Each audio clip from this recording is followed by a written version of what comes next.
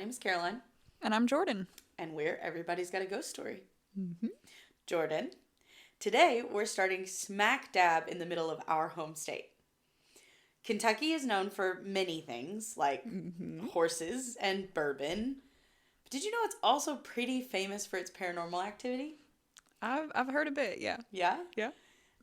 Our episode begins with one of the most famous hauntings in the bluegrass state, Waverly Hills Sanatorium. Okay, I'm so excited for this because I know practically nothing about Waverly Hills. This is incredible. I've never been, and I really want to do the tour, but I don't know anything about it, so I'm gosh. excited. We absolutely have to do the tour after this. After this episode, we are doing the tour. The season is closed. I did look it up. Jeez. It's a seasonal tour. How dare you get me excited about something and I'm then sorry. not let me. Next year, I promise.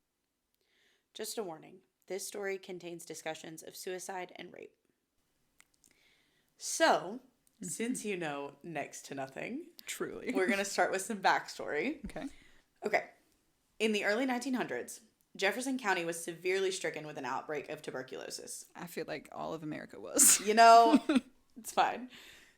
It's not fine. It's not cool. Some say that this was specifically due to the wetlands along the Ohio River, which made it the perfect breeding ground for tuberculosis bacteria. Okay. To try and contain the disease, a 2-story wooden sanatorium was opened, which consisted of an administrative and a main building and 2 open-air pavilions that housed 20 patients. Okay. Now, you may be thinking to yourself, those were supposed to have roofs. Correct. I'm sorry, they didn't have roofs. These were open air, like, the way that everything that I've researched was that there were essentially bunk beds around the corners of, like, an atrium. Sorry, that's where this wasn't like go outside and get your fresh air. Like, this is where they live. Yes. Outside. So these pavilions specifically were where they stayed. What the fuck? Yeah, because, well, I mean, tuberculosis is spread through, like... Yeah, but, like, give them a roof. In the administrative and main building. Oh, my God. Okay. So, specifically... Off to a great start. I know. I started and I was like, come on, Jefferson County. So, this was specifically erected to cover what they called early cases. Okay. So then... This is sounding familiar. Okay. In the early part of 1911, the city of Louisville began making preparations to build the new Louisville City Hospital. Mm-hmm. At the time, the hospital commissioners decided that their plans would include no provisions in the new city hospital for pulmonary tuberculosis patients. Okay. So, and what year was this? 1911, the early part of 1911. Okay, and the sanatorium was built when? I can't find an exact date. It just says early 1900s. Oh, okay, cool. So, like, estimations were like 1904. Okay, so before the hospital. Yes. Okay. That's the problem, is the sanatorium existed with its open air beds. And then they were like, we're going to build a new city hospital. And then the hospital was like, we have the sanatorium. We don't need to build any rooms for these tuberculosis patients. Correct. Okay. So that's where we are. Okay. At the time, because the hospital was not going to make provisions for those patients, the Board of Tuberculosis Hospitals was given $25,000. Okay. This was, again, 1911. Yeah, give me that math. So by all of the estimations that I could find, that would be the equivalent of $850,000 today. Okay. And it was specifically given, so it was a directed a donation to build a hospital for the care of advanced cases of tuberculosis. Okay. So, as of right now, if you're keeping score, there is a tuberculosis hospital for early cases, which only held about 40 people, and it was open air. Yeah, okay. And then there's the new city hospital that's coming to Louisville, and it's not going to care for tuberculosis patients at all. So, on August 31st of 1912, all of the tuberculosis patients which were being treated at the city hospital, just among other regular patients. Okay, great. Yep. Were relocated to what they called temporary quarters, which meant tents on the grounds of what is now Waverly Hills. Okay. Actual tents. You know, at least At least they had roofs. They did have roofs. And at least they were quarantined. True. You know, we know how important that is. So everything that I had been able to find, however, stated that the tents were way over, like... Over capacity. Over capacity. Yeah. So... Of course, why wouldn't they be? Right, you know, why would we give people anything? So, at the time, so the tents are on the grounds of Waverly Hills, and it is pending completion of the hospital, which at this point, Waverly Hills is intended to only be the hospital for advanced cases. Okay. In December of 1912, the hospital for advanced cases opened for the treatment of another 40 patients. Okay. So you have 40 patients who can be treated at the early, like... Open air pavilion, and you have 40 patients that are supposedly being able to be seen at Waverly Hills. Okay, and this is like a proper building. Correct. Okay. It's the building that still stands. Okay. So then, in 1914, 2 years later, a children's pavilion was added. Oh. Because tuberculosis is still running rampant. Yeah. So they added... By most estimations with the children's pavilion, they added around 50 beds. Okay. So now there's roughly 90 beds at Waverly Hills. Okay. Not 90 rooms, 90 beds. So capacity at this time, obviously the capacity standards were not as strict as they are now. Anywhere from 130 to 160, depending on how many people they stuck in a room together. Yeah. So... Here's the kicker. Oh, okay. Enlighten me. The number one of what I have to be several kickers. The children's pavilion was not only for sick children, but also for the children of tuberculosis patients who could not be cared for properly otherwise. So the kids who did not have tuberculosis, but whose parents did. Yes. Were living with the kids with the tuberculosis. Yes. It's also said that they were quite frequently intermingling. Oh my god. Okay. So, as you can guess, this was not very beneficial for the non-tuberculosis children. No, I wouldn't think so. Yeah. And they were starting off so strong with their quarantining and their In open the tents. air. Yeah. Oh god. So, as you can imagine, this only increased the number of sick patients since tuberculosis is transmitted through open-air contact. Now that we have some backstory, let's get into some spookier aspects. Yes. So, I know that's what you're here for. I'm super excited to start with Waverly Hills, to be quite honest, because the stories that come out of Waverly Hills have always been so interesting. There's a reason that I have never been, and it's that it is scary. It's scary. I've only ever heard terrifying things about it. Right? But it's so cool. Yes. So, yes. I personally have I've been to the grounds, but I did not do the tour. So there's, as far as I understand it, there is like a historical tour. Yes. There's a ghost tour. And then there's an overnight ghost tour. There's an overnight tour. Yeah.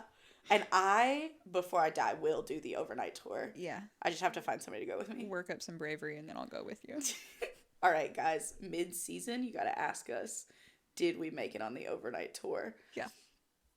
Okay.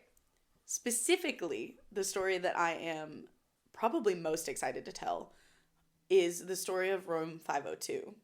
Okay. Which, as you may have guessed, is the area code for Louisville. You know? Which is hilarious to me. I didn't put that together, but you're right. It's so funny to me. So, and I'm going to read this because there are some dates that I want to get correct. Mm-hmm. So, the room was said to have been a surgery-esque ward.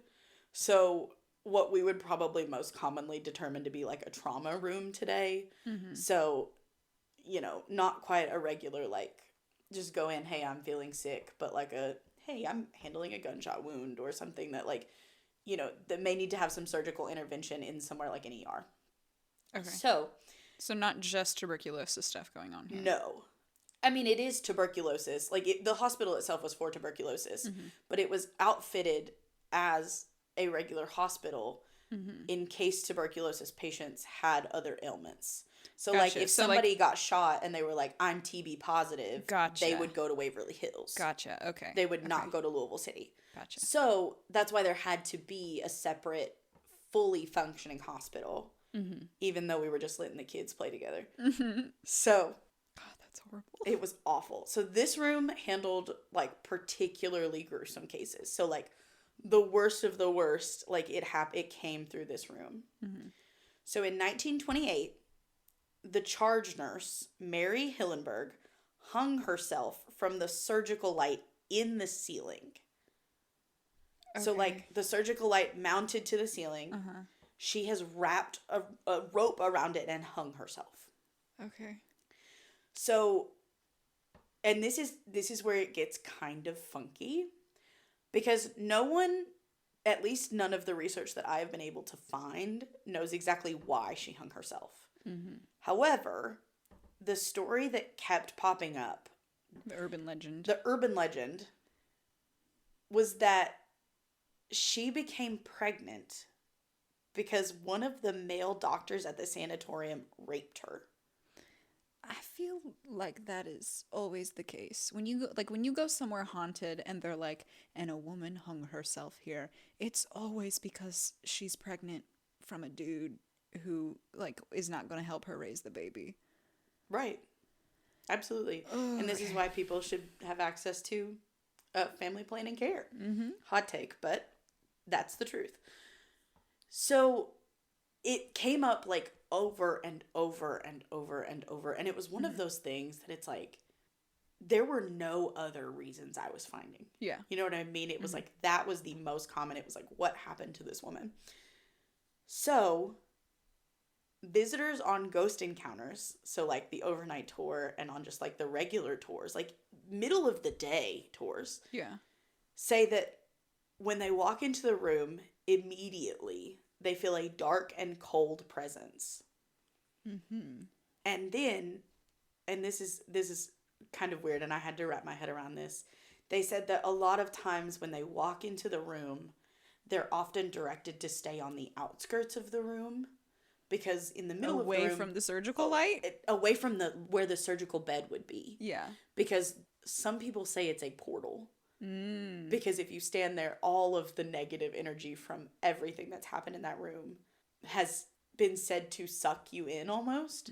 So they're often moved to the edges of the room. And there have been several stories that came out that individuals who are standing in the room and who are looking away from the bed, if they turned really quickly, they could see the silhouette of a black figure hanging in the middle of the room. I don't like that. No, I don't either. And it's like one of those, like, let me turn real slowly and let me announce it so that no one is back there. So every time that I sat down to research, like, ghost stories about Waverly Hills, that is the one that came up. Immediately. It was like, Mary Hillenberg. And I was like, okay. So I tried very hard to find other, like, stories.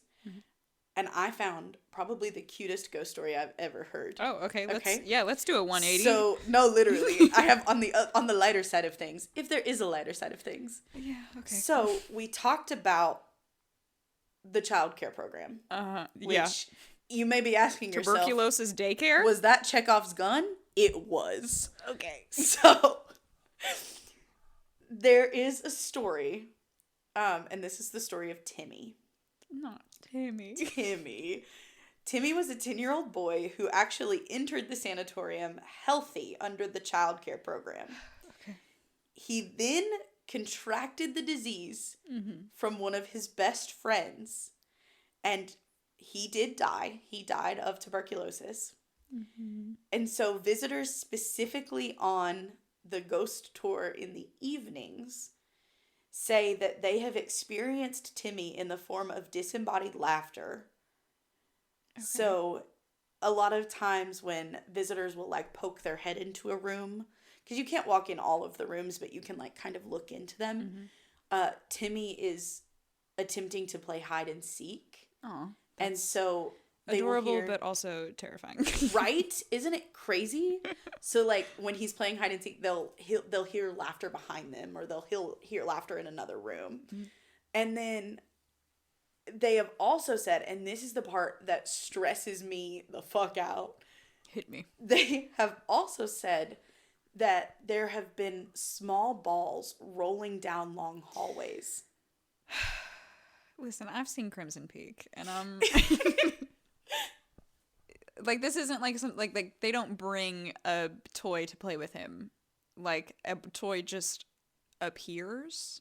So in these specific stories, yes, a ball would roll. They would hear laughter, and a ball would roll down the hallway towards the tour group.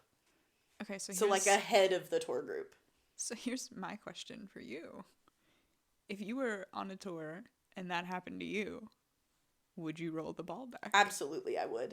And this is a hot take, because apparently you're not supposed to like. Why not? Well, no, not because of Waverly Hills. Like Waverly Hills has not said anything about this. Okay. But famously, I feel like people tell you not to interact with spirits.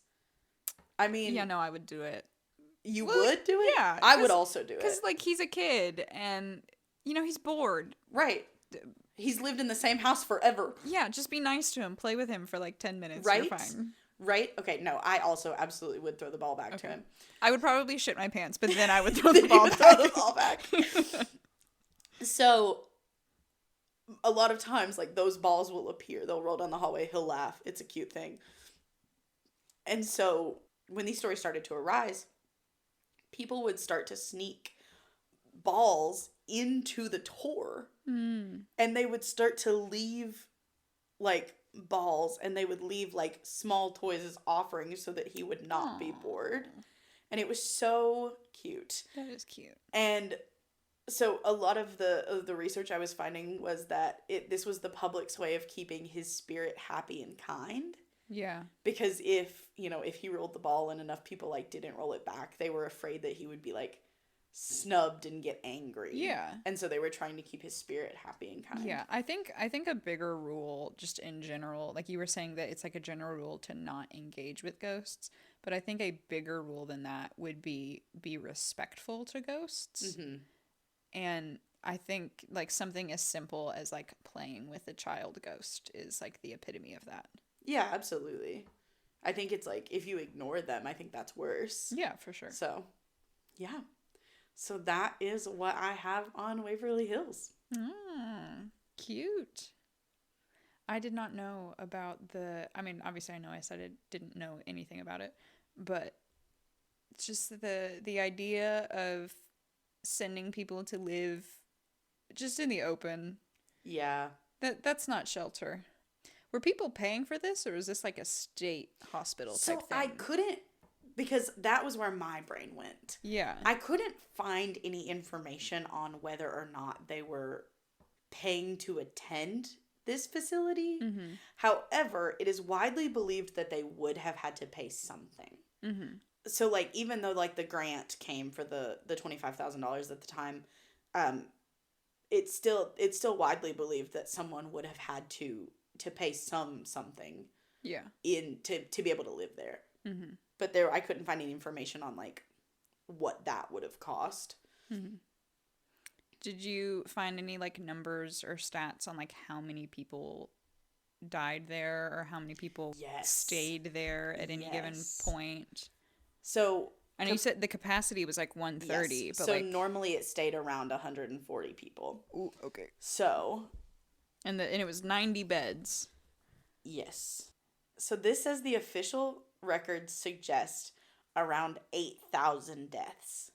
Ooh. However, for how long? Like, when did this close? Okay, so Waverly Hills Sanatorium closed as a tuberculosis hospital in 1961.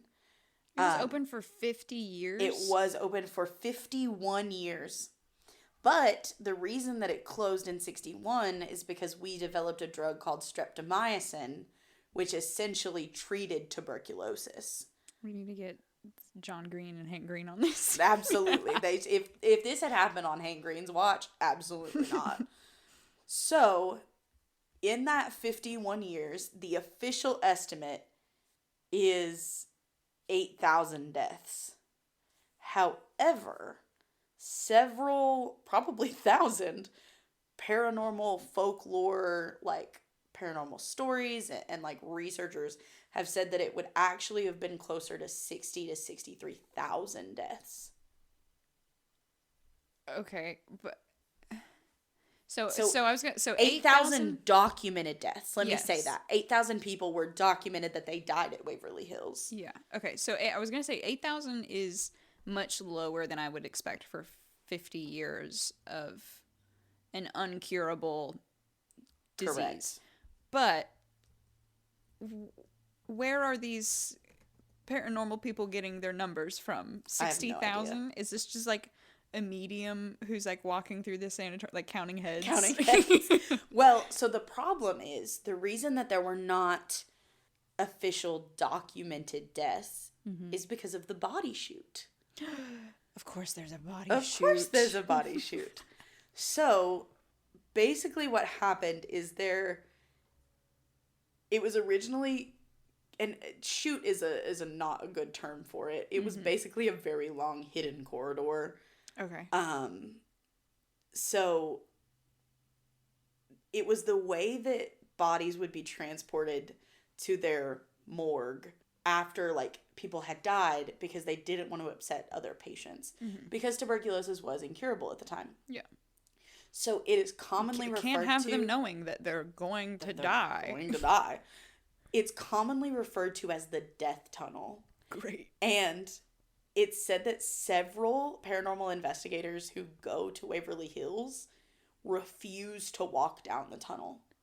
Is it part of the tour? It is part of the tour. But it's not, you don't go down it. You like stop there and they go, this is the death tunnel, and you walk away.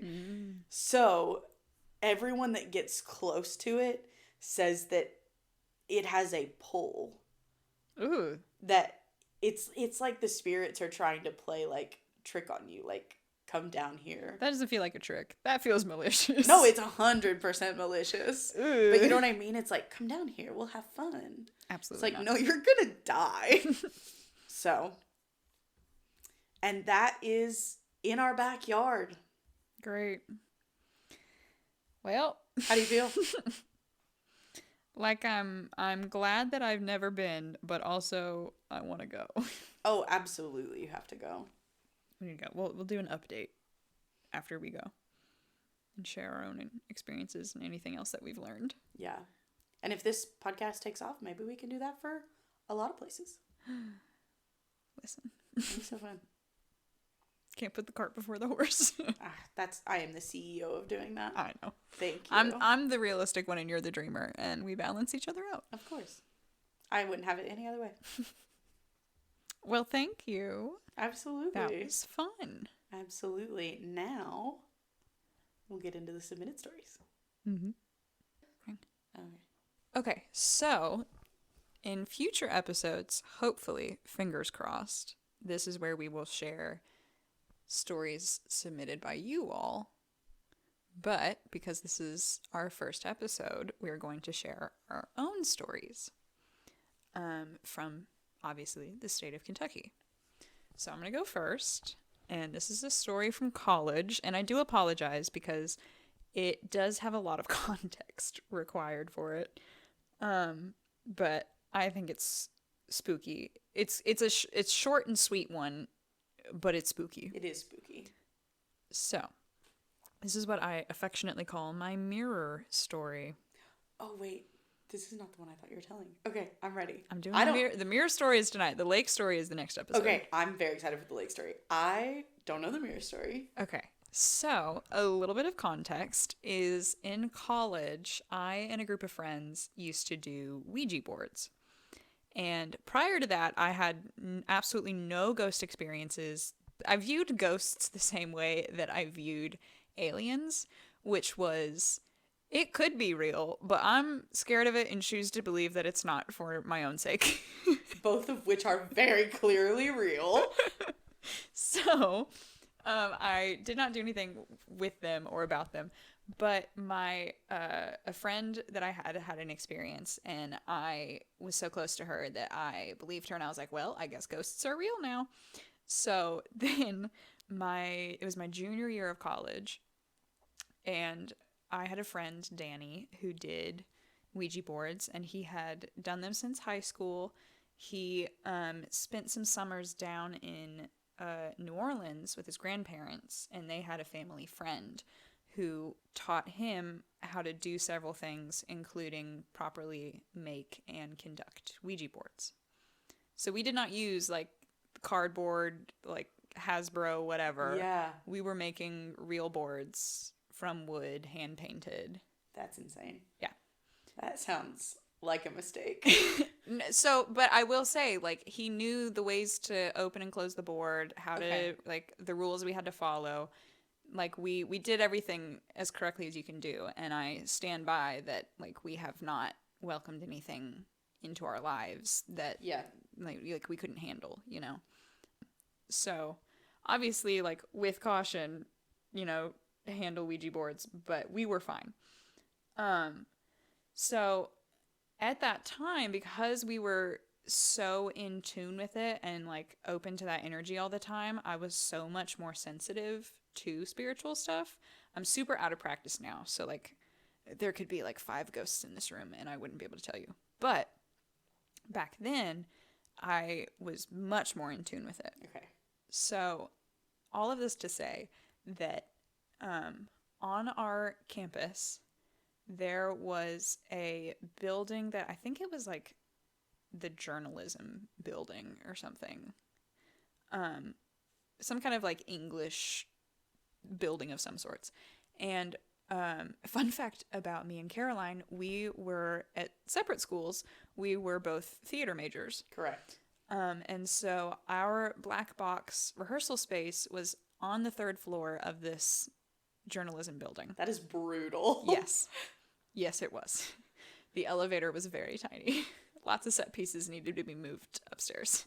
Yikes. Anyway, so like truly from freshman year, this was before I even believed in ghosts, the 3rd floor women's bathroom in this building always felt weird to me. Okay. You know when you walk into a room and you're like, oh, I'm not alone in this room? Fully that way, 100%. Every single time I walked in there, like I would look under the stalls for people's feet because I was convinced there was somebody else in that bathroom with me.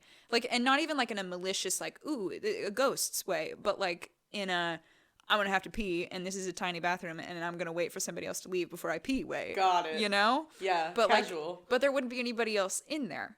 But you would walk in fully convinced it felt like there was somebody else in there. Yeah, it gives the vibe of like the final stall is in the dark and nobody ever goes to the final stall. Like, funny you say that. Oh no! So let me describe this bathroom really quick. Headphone listeners, I'm so sorry.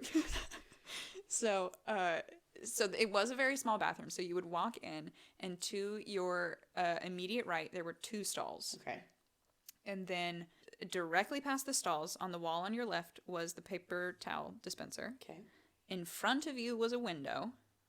On the 3rd floor. Well, I guess on the 3rd floor bathroom. Okay. When it was like high up, like kind of frosted glass type deal. And then 2 on the right wall past the stalls, there were 2 sinks with 2 mirrors. Okay. It was not like one big mirror. It was 2 small mirrors above the sinks. Okay. Okay. So, all of this to say, that sets our scene. I'm there. I'm sat in the bathroom. So I told Danny about this bathroom when we were, we were all up in our ghost stuff, and I was like talking about weird things we'd felt, and I was like, come to think of it, this bathroom has always felt weird to me. Yeah. And I don't remember what show we were doing at the time, but one of us had the keys to the building and had a rehearsal that night. So we told the other, we're going to be at rehearsal anyway, and we have to close out the building. So let's just go in the bathroom before we close out the building. Yeah.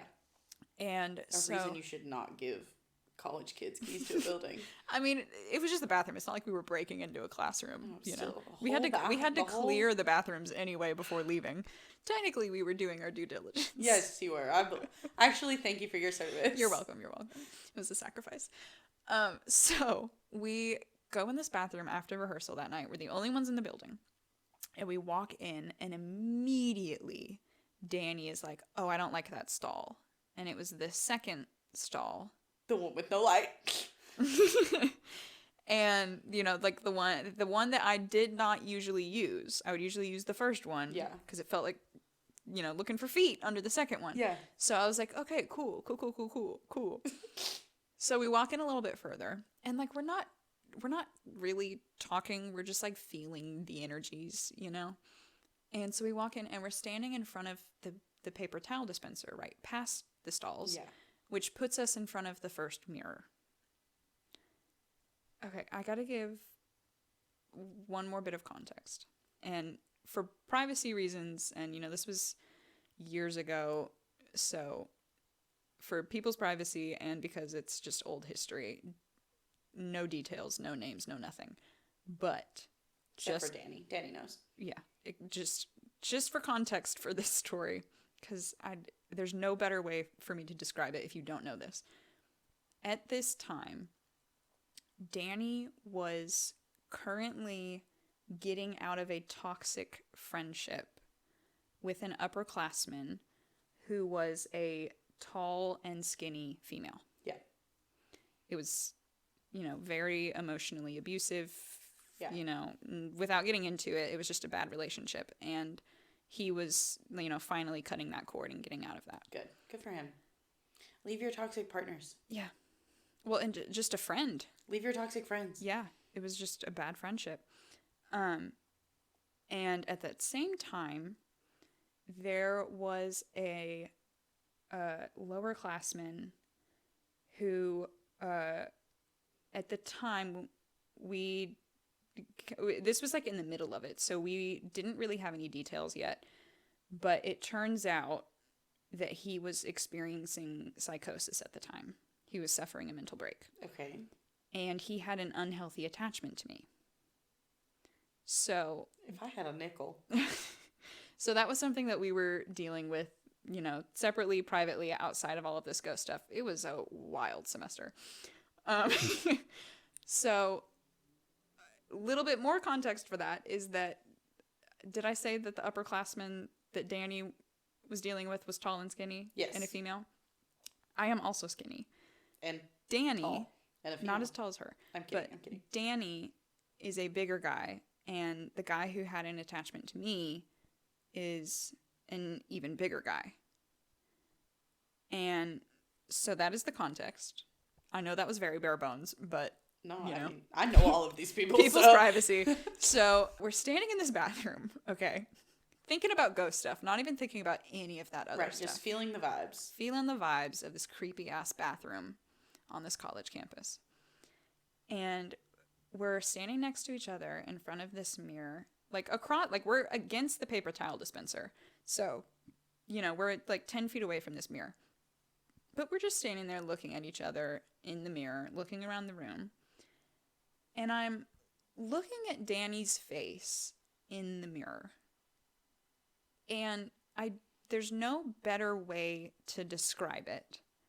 This is not something I could ever quantify or like draw or paint or anything. Right. It was still Danny's face, to be clear. But Danny's face in the mirror looked like the lower classman's face when he was angry. No, thank you. And I can't describe it better than that. But that his facial features looked like the other guys when he was angry. It's like he morphed. Yeah. But only his face. Yeah. That's insane. But like still Danny's face. It was his facial features. Yeah. Just like the essence. It like reminded you of him. Yes. 100%. And like I was just sitting, and it took me a minute to place it too, because it was such a weird shift. Yeah. And Danny has a very distinct face. Yes. And the other guy did too. I mean, everybody does. We're humans. But so I'm standing there for a minute, and I'm just thinking, like, this is so weird. I finally place it, and so I'm like, Danny, and I'm turning and looking at Danny next to me. Yeah. To be clear, his face is not angry. We're totally neutral. Yeah. Standing in this bathroom, but looking at him in the mirror, he looks angry. And I'm like, okay, this is gonna sound so weird, but your face looks like so-and-so when he's angry. And Danny let out this like nervous chuckle, and he was like, I know how to bring it up. I wasn't going to say anything, but your face looks like so and so when she's pissed at me. No, thank you. And like fully, I was not angry. I was not upset. Yeah.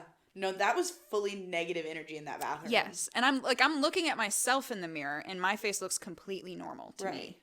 But to him, I was looking like this angry woman that he had a bad experience with. So we're standing there in this bathroom looking at each other. We're looking at each other next to each other in person. Yeah. Then we're looking at each other in the mirror, like making eye contact in the mirror. We're looking at ourselves in the mirror. And I'm standing there. I'm looking forward at the mirror. And Danny looks at me in the mirror. We make eye contact in the mirror. And then Danny in the mirror turns his head to look at me in the mirror. And out of the corner of my eye, Danny's face did not move. Danny has not turned his head. Oh my God. And I'm getting goosebumps thinking about it again. Same. I'm literally chilling. Like I froze. I did not move. And I said, Danny, did you just turn your head to look at me? And he says, no, I'm looking at you in the mirror. And I was like, okay. Because you just turned your head in the mirror. And he goes, okay, I think we should leave. Yeah. And I was like, yep, okay. And then we left, and I did not use that bathroom for a year. I wouldn't have used it ever again. In fact, I would have burnt the building down. Listen, I told everybody to stay out of that bathroom. We did not use it. And then like a year later, I went back in there and it felt totally normal. Didn't feel like there was anybody else in there ever again. Just an empty, normal bathroom. Yeah, so that's my mirror story. That is insane. Yeah, that was spooky.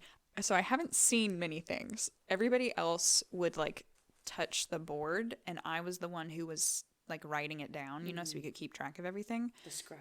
Yes. So I think our running theory was that everybody else was picking up more energy than I was, and they all saw and heard stuff all the time. Yeah.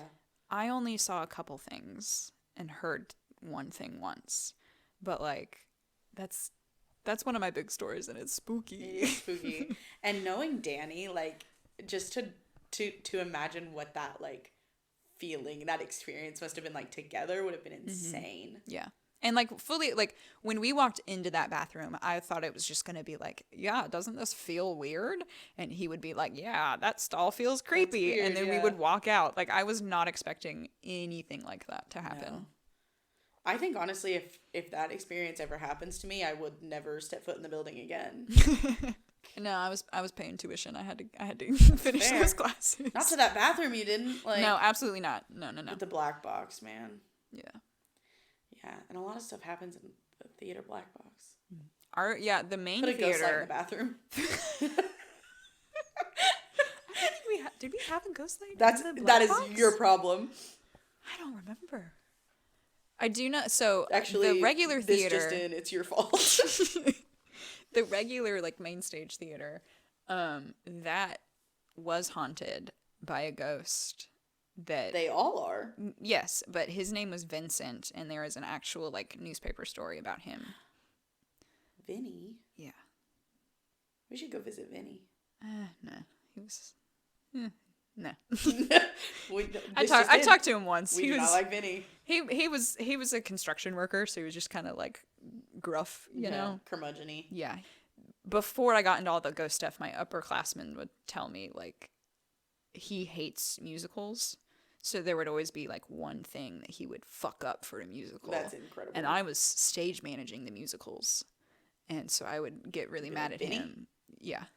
Like one time he like messed up a fly line like 5 minutes before curtain once. No, thank you. And I was so mad. Vincenzo. Like we did all of our checks, everything was good, and then 5 minutes before curtain they were like, oh, something's wrong, and we had to pull out Big Bertha, the 16-foot ladder, to fix it.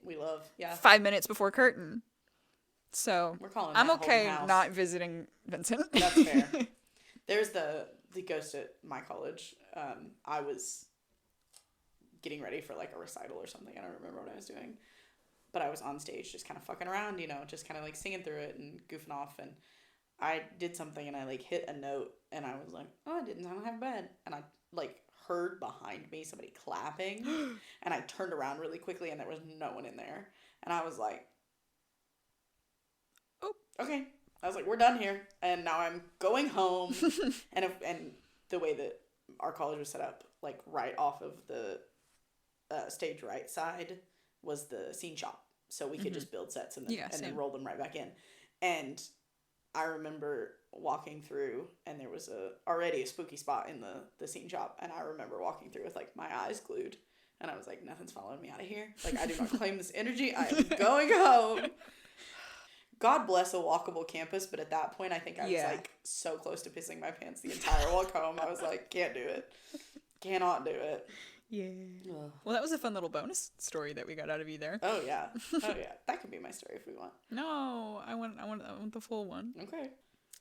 So, my story also has a fair amount of context.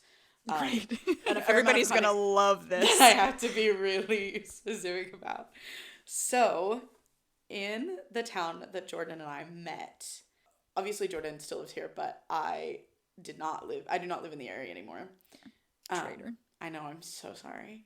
So truly, you moved like the week before we decided to do this podcast. I know, and that means that I love you very much because I come back to do it. And I thank you for it. Oh, it's good. It's good. So, in the house that I lived in this town, it was the first concrete poured in the city. To tell you like how old this house was. I think historic registry says like 1844 or something like that. Okay. So, and that may not be the right year, but I would have to call my mom. And this story ironically involves my mother. Mm-hmm. What a sweet woman. So the other context is that my house was really old. Mm-hmm. It was also technically 5 stories. Jesus. Okay. So it was a full basement. You walked in on technically the 2nd floor. And then there was an immediate staircase that took you to the 3rd floor and a kitchen. And then if you went through a door on the 2nd floor, like when you walked in, it was a servant's staircase because my house was very well known as being like a slave owning home. It was not something we knew when we moved in, I promise. But like, that with the house being on the historic registry, like we couldn't change anything about the way the house existed. Yeah. Like there were shackles hanging in the basement that we did not get to see. Like it was crazy. Okay, cool. So cool. The important context here is that there were a lot of ins and outs of this house that you could get to from somewhere else because the help, in air quotes, was the meant slaves. Yeah, the slaves. To go like up a back staircase or in the back kitchen. Yeah. And so because the white people didn't want to see the slaves. They didn't want to see them. So on the 3rd floor, so you walk in on the 2nd, you go up the 3rd floor. My parents had put a landing. Like there was a table and there was a mirror. And it was kind of this like cute little spot. Like my mom would leave notes because we live in a very walkable town. And so my siblings' school was about a block in one direction. And then my high school was a block in the other. Mm-hmm. So my mom would leave like little notes because she would leave in between, I would walk my brothers to school and then I would come back, pick up my backpack and I would walk to school just because the way that the start times worked. So this landing is very important. And then right behind the landing, if you're standing at the landing, this is also a mirror story.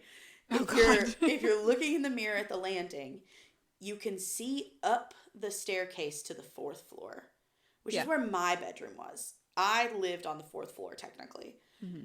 And my brother lived up there, but a lot of times, like, he would spend a lot of time downstairs, and so that was typically my domain. There was another bathroom up there. It was, like, my space. So, I remember very distinctly, like, waking up and just having this, like, weird feeling of just, like, one of those days. Now, I'll be the first person to admit I'm very anxious. I'm on a lot of anxiety medication. So, that could have just been this day, you know? Like, it could have just been, hey, this is a weird off feeling day. Yeah, we all have those days. Exactly. Everybody has those days. So everybody makes mistakes. So I get up and I get dressed and I'm ready and I'm like, okay, I'm gonna walk my brothers to school. Cool. I remember my mom was home. She like didn't, I don't know what it was, but she wasn't going to work first because normally she would be gone either right before or right after I was leaving, but I would always leave my bag at the bottom of the staircase, like my backpack. So I would take my brothers to school. I would walk back, step in, hey, love you, headed to school, grab my backpack and go. Okay. So my mom was home, and I remember taking my brothers, getting my backpack, coming and like going to school. Everything's fine. Everything's normal. And this is the part where I didn't experience this. This is a story from my mother. So and we all know that mothers do not lie about anything ghosts. Ever. No, about ghosts. Oh, true. Like, because I feel like that generation is like, it's got to be something fucked up for them to like even admit to it. Yes. You know? And I want you to know that my mother has never repeated this story in her entire life. Yeah, you know, so that's just, it's got to be real. Right. Like, I think she's blocked it out because one time I mentioned something about it and she was like, what are you talking about? Oh. And I was like, Mother, we were there. we existed together. So, again, the landing, there's a little table and the mirror. Yeah. I don't know how it happened, but it always became our stop. Like, I would come down the stairs, I would check myself in the mirror, and then I would head down the stairs. And then my mom would sit, like, my brother's lunchbox there, or... like, if my brother had a paper he needed to sign for school, like, that stuff lived on that table. Yeah. Her car keys, my car keys, like, you know. So, my mom said that she was drinking a cup of coffee and she was getting ready for work. And her shoes were at the landing. So, she comes to the table. She is, like, getting ready to put her shoes on. She says she looks up. And in the mirror, she sees this black, and I don't mean like skin color, I mean like full body apparition, pitch black. Yeah, like a shadow person. Yes. Standing at the top of the staircase where like my room is. So she can't see anything other than this like shadow figure. And she said it had a white apron on. Oh, okay. Like it was a slave.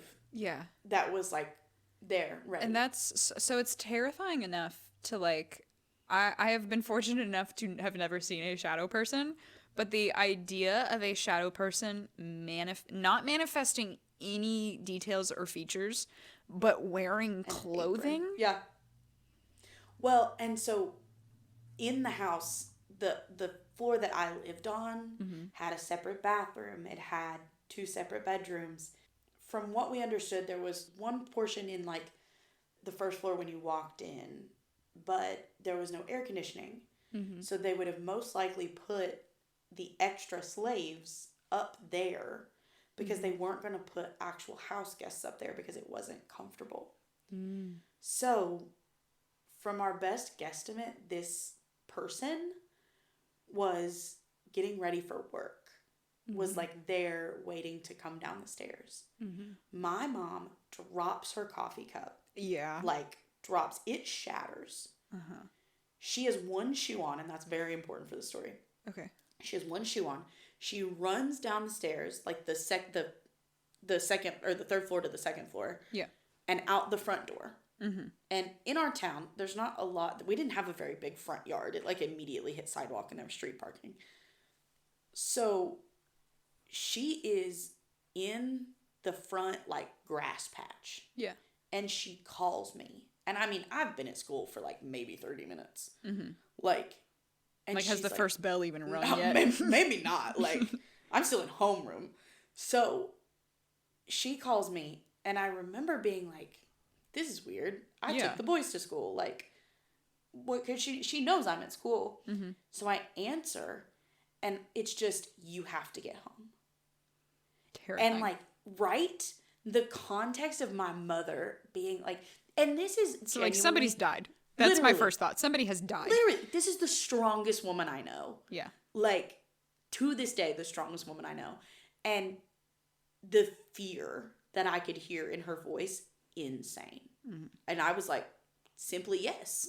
I didn't go to the office. Like... You just walked out? You know my high school. There's the door by the cafeteria that's just out back. Yeah, no, I straight up left. My God, insane. I left. Your teacher didn't even say anything. You just walked out? No, because I stepped out to take a phone call. Insane. Like, okay, cool. My backpack's still at school. My school would never. Listen. This is the teacher who was at my wedding. Like, Oh, okay. he knew me very well. Yeah. I had a key to his house. Like, I babysat his dog. So, yes. No, this guy knew me very well. Okay, fair enough. So I was like, okay. I have to take this phone call. And he was So like, you book it out of go the outside. school. I'm running. Uh-huh. And granted, I only live like a block and a half away, but I am Still. sprinting, okay? And I don't run, but I'm booking, I'm hauling ass. So I get there, my mom is in the front grass. She is crying, sobbing, shaking. I'm like, there's no way this woman is okay. And she goes, I only have one shoe. She does not tell me what happened. She, not at that point. She was still like very like, Yeah, so the shaking. shock will fuck you up. Yes. She was like, I only have one shoe. And I was like, it's okay. I can get your shoe. And she was like, and my car keys. And I'm like, okay. So she's just sending you back in the So house. she freaked out. Okay. She's having, I'm convinced this is like a post-traumatic stress like moment. Okay. Yeah. I'm convinced that she blocked this out because if she remembered it, she would have feelings. Yeah. So the front door wide open. Like my mom is staring at this front door and I'm like, okay. So I go upstairs. I like go in and like the vibes immediately feel off. And I'm like, something is wrong here. If I were you and I had gotten that phone call from my mother and she was outside like that and just staring at the open front door, I would have been convinced I was going to walk in that house and see a dead body. Literally. I was like, what is happening? And I knew nobody else was there. So like I knew it was just my mom. So like I wasn't expecting anybody My else. brain would be like, there was a home intruder while I was gone and my mom killed him. No, fair. You know what? And at that point, I don't know what I was thinking because I asked no questions. I think it was just fear. Yeah, you're taking charge and just trying to help your mother. I was like, she needs me to be this person. Yeah. And as the eldest daughter, I took that shit to heart. Okay? So I'm like, okay, so I go in and I go upstairs to the landing. Oh, sorry, back up. A little context. I'm so sorry. Okay. The only thing that she tells me is do not look in the mirror. Okay, cool. And I'm like, all right. So then I go inside and I'm like looking for her shoe. And at this point, I'm trying to remember what fucking shoe she has on to be like, make sure I was either going to come out with one shoe or two of like a different pair. Yeah. Like, but I didn't know if she was going to work. So I was like, okay. So I go up to the landing and I see the shoe in question and I see the car keys and I see a pile of broken glass that has been swept up. Good night. Literally. And I didn't know the gravity of the broken glass until after. Was there coffee everywhere? No. So it had been like mopped up. It had been at the very least dried up, and the broken glass was swept. Because that's what she said, and I'm so sorry. I'm remembering this in literally vivid pieces. She said, "Don't look in the mirror. Watch out for the glass." So. Okay. Like, she has said this sentence to me, and so I'm expecting, like, oh, she dropped. And honestly, my brain was like, she dropped her coffee cup. Like, it's fine. Something happened. She dropped it. Cool. So I get upstairs, and it's swept up, and there's no coffee anywhere. What the fuck? And I'm like, okay. And knowing how she's looking in the front yard, I'm like, she did not sweep that up. No. So I, again, do not look in the mirror, because I am afraid at this point. Because the pieces are starting to come together. I don't know that it's a ghost, but I'm like, I'm not looking in the mirror. Yeah. I don't know what it is. I'm not going to do it. So I grab the shoe that is very clearly the other shoe, and I grab her car keys, and I grab my car keys. Good idea. Because, like, at that point, I wasn't driving to school because there was no point. But I was like, I'm also going to grab my car key. It'll be fine. So I come back downstairs, and she bear hugs me. And I don't know if she thought that I, like, wasn't coming back. Yeah. Because, like, I don't think that was it. But she just, like, I think she needed to be grounded. Yeah, that's what I was going to say. So I'm, like, holding her basically in the front yard. And I'm like, am I going back to school? Are you going to work? She was like, we're not going anywhere. And I was like, what do you mean? She was like, no. And I legitimately think that day we went to, like, TJ Maxx. Oh, my God. Like... I remember getting coffee. Shopping therapy. Oh, it was crazy. And so for the first time, like I remember she was like, we're going to get coffee. And I'm like, okay. Because she is still clearly, like, trying to work through like process. this moment. Yeah. And I'm like, I'm going to drive. And so I literally took the keys to her car and I drove to get us coffee. And then I think she just kept going through, like, life in stages. And I think we legitimately spent, like, 6 hours there. Oh, my God. Just, like, walking. And I could tell when she thought she was going too fast. Because then she would slow down and she would be like, look at this thing. And then we didn't go back in the house until my dad got home later that night. So when did she tell you what she saw? Was it while you were shopping? No. I didn't find out because, like, so Dad came home. Mm-hmm. And at one point my dad had called me during the day. And because I think I remember texting him and I was like, hey, something happened to Mom. We're okay. We're together. I'm not going to school. Because my parents would get that, like, text message that was like, yeah, Caroline didn't show up for school today. Yeah. I remember, like, texting Dad and being like, hey, this happened. Something happened. And he was like, okay. I remember him calling her. And I remember her being like, no, everything's fine. We're having a girls' day. Oh. And I'm like, what in the trauma response? Yeah. And so we didn't talk about it. I don't know if they talked about it that night. We did stay there that night. Uh-huh. But I do remember the next day the mirror came down. My mom refused. You know? She, like, took that mirror down and it never went back up. And we moved, like, 6 months later. Yeah. And she let you sleep on the 4th floor. She did. That night. She did. So when did she tell you? It was like, we were probably 2 weeks out, 3 weeks out. Mm-hmm. Because every time I would be like, hey. Checking what happened? She'd be like, nothing happened. Everything was fine. I just wanted to spend the day with you. And I'm like, okay. Well, I'm glad she told you. Oh, eventually. At least. And then we've never spoken about it again. Never, not once. Insane. Okay. Okay, cool. Well, I'm glad we both had mirror stories today. I didn't even think about it like that. Because I think of it as my coffee cup story. So, here's a question. Yes. So, you know how, like, people talk about mirrors, you know, being, or like a way to view something that you can't see in real life. Oh, yeah. Do you think if she had turned around, she would have seen that shadow figure? No. Or would it only have been in the mirror? I think it would have only been in the mirror. Mm. And don't get me wrong, like, the feelings in that house were kind of, I would have called them icky towards the end. Like, yeah. Icky. And I have a separate experience that happened on the 4th floor. Which is the photo that I showed you, if you remember, of the headband that's just floating in the bathroom. Oh, yeah, I forgot about that. So, like, the vibes towards the end were, like, icky. Mm-hmm. But I think, you know, probably 2 months after we moved in, my parents really started to, like, deep dive into the history. They had, like, a historian come to the house. Mm-hmm. And we actually had, like, I don't want to say, I don't know. I think it was, like, the great-great-great-granddaughter of the person who did the concrete, like, of whose house it was. Mm-hmm. Like, so it was, like, their great-great-granddaughter or great-great-great-granddaughter or something like that came and, like, walked through the house.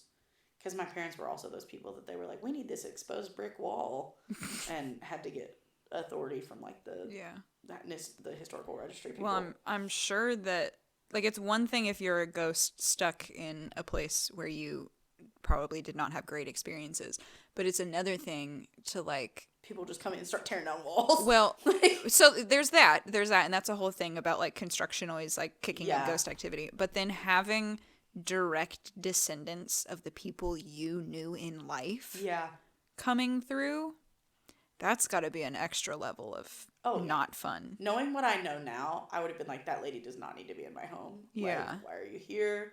What are we doing? But, like, yeah, it was a wild experience.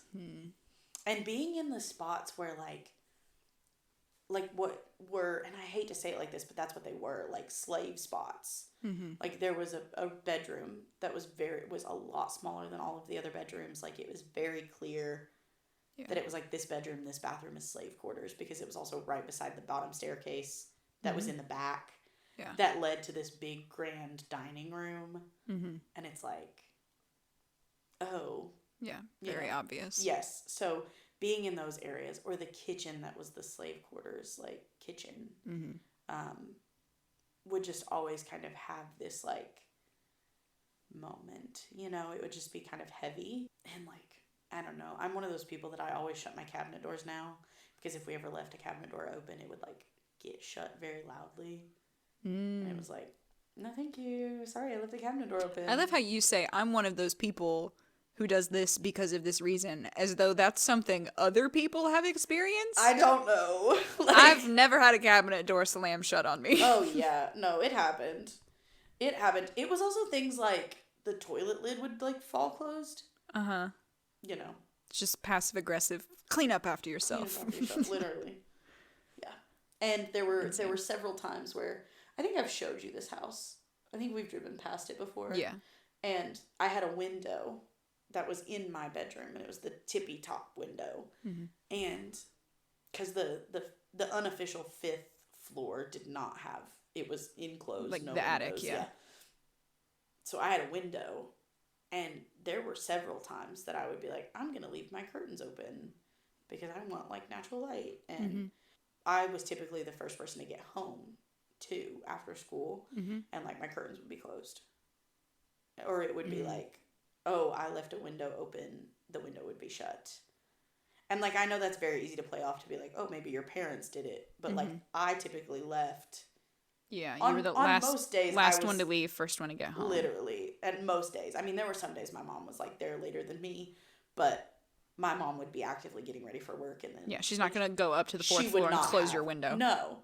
And so there were times where I've been like, hey, did you go to my room? And she'd be like, no, I don't ever want to go to your room. And I'm like, cool, thanks. You know what I mean? Yeah.